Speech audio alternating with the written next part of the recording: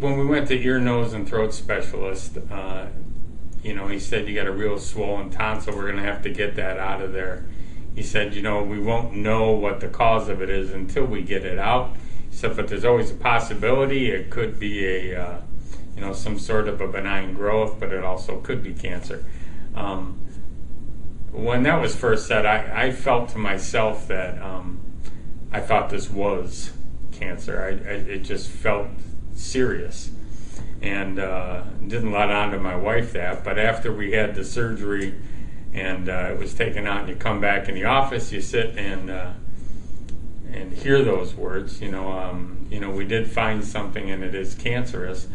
It's a tough thing to take, but it was followed up quickly at that time with, it's a form of lymphoma, and if you're going to have cancer, you would rather have lymphoma than throat cancer. He said if you had throat cancer, then we're doing surgeries and cutting things out, and it's very difficult. So at that point, my father had lymphoma and recovered from that 25 years ago.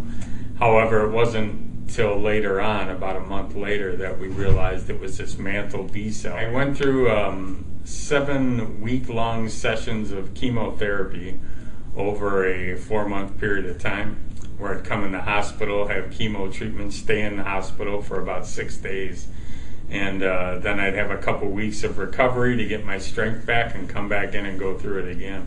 So I think I've had probably 14 to 15 different kinds of chemo medication to attack this disease. At the end of all that, when we got to, they went in and took healthy stem cells out of my body once I went through the chemo, because at that point the cancer, I had a PET scan and was cancer free.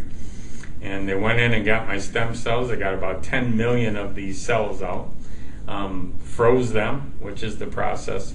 And then I went through the process of having a final chemo treatment where they doubled up the intensity to try and do a final knockout and make sure this was out of your system. About a month later, in the hospital, they put these stem cells back into my body.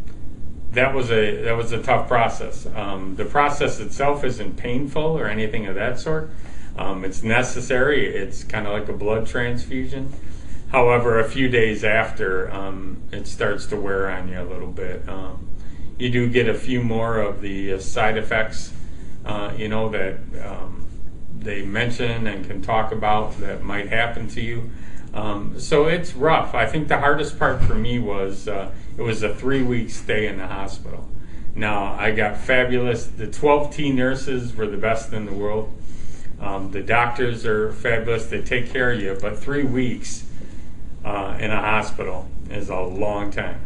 And I wasn't I knew it was going to be 3 weeks, and I wasn't looking forward to it. I could make it 6 days. So that was a tough task for me, just putting in the time. The loss of appetite, again, you went through that, and things. I struggled mostly with taste. I lost all my taste for food and drinks. So it was a hard struggle, but when I got out and got home, that was great. Being home was good, and then it was a process of getting back to work. And I'm at a point now where you said 60 days. I'm living a pretty normal life. I come to the doctor's office once a week, get blood checks, and just to see how you're doing, make sure there's nothing going on. But I'm out playing golf twice a week. I do everything I can around the house. There's certain things they don't want you doing. But the main thing for me now is to remain healthy.